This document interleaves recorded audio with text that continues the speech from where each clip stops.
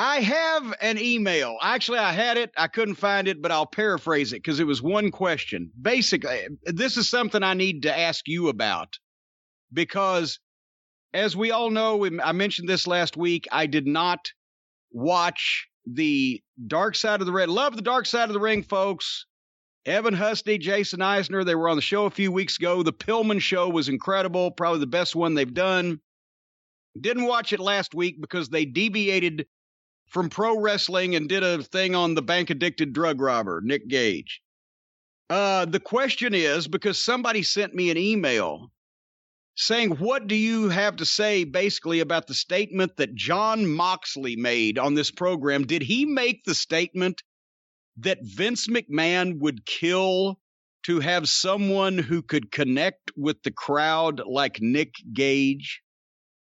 I believe so. I don't remember the exact phrasing, but it was saying that although these shows are small, the connection he has with his fan base is remarkable, and that if you could somehow transfer that to an arena with at least 1,000 people, maybe more, you'd kill for that sort of reaction from people. Oh, boy. Number one, the reason why he can connect with all the people who are his fans who like him at his shows is because they're so small he can reach out and touch every single one of them physically without moving. Secondly, has there ever been somebody that you didn't know, but at first you'd heard good things about, but every time you saw them, you were trying to figure out why anybody said anything good, and all you could find was bad, and all you could think was, what the fuck? And then finally they proved to you that they're completely out of their minds and say something like that. I never saw Dean Ambrose. Heard good things. But I've seen Jon Moxley since he's shown up on television. He does a good promo, except it comes from a guy that looks like the CEO of his local plumbing company, as I've mentioned. No physique, no psychology to his matches whatsoever. He seems fixated on garbage wrestling, and now we know the reason why that he seems like he's fixated on garbage wrestling, because he's fixated on garbage wrestling. And his thumbtacks and his barbed wire and whatever has damaged his brain that he likes this shit, and that's where he wants to be. And now he's got a job representing a, for good or bad, national television wrestling promotion, and he's still showing up on these outlaw shows. So they sent he's doing something with the bank-addicted drug robber on an ongoing basis right now. He just showed up at some mud show and fucking had an issue with him. And now he's praising him on national television. Let me explain what Vince McMahon would kill over. If you, or me, or Jim Ross, or Bruce Pritchard, or Pat Patterson, or anybody that's ever worked for Vince McMahon in his life were to take a videotape of a Nick Gage promo or match and say, Vince, we need to book this guy, you would be drug tested and fired, I'm not sure in what order. Vince McMahon would not want anyone like this guy on his roster, regardless of what kind of contact he had with people, unless they were doing contact tracing for whatever communicable disease may have been passed along. Vince McMahon would not want this guy. Vince McMahon would not want any of his fans to attend any of his events, and I gotta be in Vince's corner there, because I don't want any of these fucking scum-sucking pond dwellers, deathmatch fans, at anything I would have to do with either. So Vince wouldn't want the guy, Vince wouldn't want his fans, and apparently this kind of mindset is why Vince didn't want Moxley. Because who flunked out of the equation of the Shield? Roman Reigns is the biggest star in wrestling. Seth Rollins has been a major star in the WWF for whatever the fucking Monday Night Messiah was. He's still been a top guy for years. And guess where Moxley is? Overplaying with the goofballs on a secondary channel.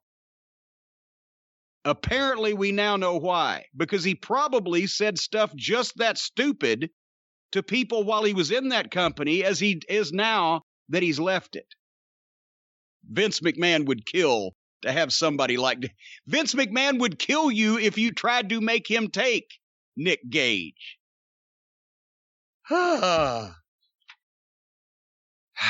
But we do have a follow-up. Oh, and by the way, I saw a picture of Nick Gage's girlfriend. Holy shit, I could do 20 minutes on her and get kicked off every social media platform in the world. But I'll just say it's nice that that poor little pinhead from Freaks, her granddaughter finally got a fucking job. Oh, come on. Anyway. That's awful.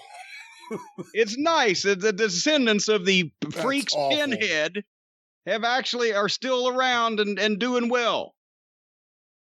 Awful. Anyway, an update on the Brian Pillman Dark Side of the Ring. And I didn't know this until you just brought it to my attention this past week, but our friends Les Thatcher and Joe Dombrowski, I've done some commentary with Joe, and that didn't run him off. Imagine that. Didn't scare him. But they have put together a DVD anthology set of all of the Brian Pillman memorial shows that Les promoted in Cincinnati that were discussed on that show and have been discussed. They had so many great matches and so many stars back for what they did 4 years. And almost everybody at one point or another that was anybody in wrestling either donated their time and services, came on their own to be a part of the show. It was the only place you could see WCW guys against WWF guys against ECW guys. A lot of political boundaries were crossed to get all those guys to come together. And they were, very well received in the wrestling community. At the time, I managed Bobby Eaton against Terry Taylor with Ricky Steamboat as a special referee. And this is when I was matchmaking and doing the TV announcing in OVW, and I hadn't managed or, been a heel or anything in a couple of years at that point, I guess. And then we were going to do a spot where I can't even remember what the finish was. It's probably on the DVD set. But some way or another, I was going to miss something, and Steamboat was going to give me the Steamboat chop. And I'm like, oh, boy. I said, well, make sure, he's like, oh, I won't hurt you. I said, no, I haven't taken a bump in like 2 years. I want to make sure I don't fuck this up. So make sure I get down there first and bend over right in the right place or whatever. But so I got to take the Steamboat chop. But anyway, Les and Joe have put this together, and it's now there's an entirely new audience out there that hasn't seen some of this stuff. And this time, folks, it wasn't his fault before. We thought we were all doing right, but this time Melody Pillman ain't getting any of the money. But anyway, do you have what's the information on that? They've sent you the press release on that, did they not? Yeah, I have it right here. I'm actually interested in getting a copy of this. Some interesting stuff, an interesting time capsule. But the website is pillmanshow.com. Pillmanshow.com, and here's some of the contents of the DVDs. It says here, Jim, that it is, approximately 15 hours of content. From 98, with Steve Austin making a special appearance, Chris Jericho versus Chris Benoit, and Al Snow versus Chris Candido with Tammy Sitch. Pillman 99. Wow, look at this show. Rey Mysterio Jr. and Conan versus Dean Malenko and Chris Benoit. Mick Foley versus D'Lo Brown. Terry Taylor versus Dr. Tom Pritchard with Missy Hyatt.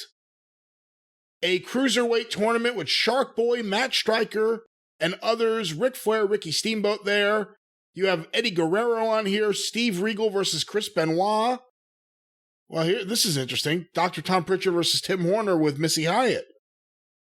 Missy managed Tom Pritchard the year before. Was there a big turn where she left Dr. Tom for Tim Horner? There may very well have been. I don't know.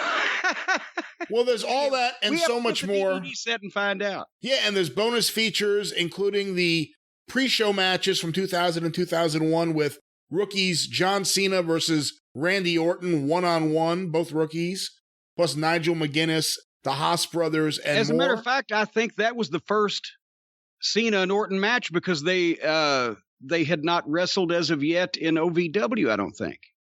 Wow, so that's actually pretty interesting. You think that may be the very first Cena versus Orton match? I'm trying to remember. We'll have to check with Dombrowski on that. He's an egghead for stuff like that. Well, there's lots of great content there, and Brian Pillman's on a lot of people's minds. This is a really great DVD set. Check it out today. Once again, PillmanShow.com for this Brian Pillman Memorial Show DVD set.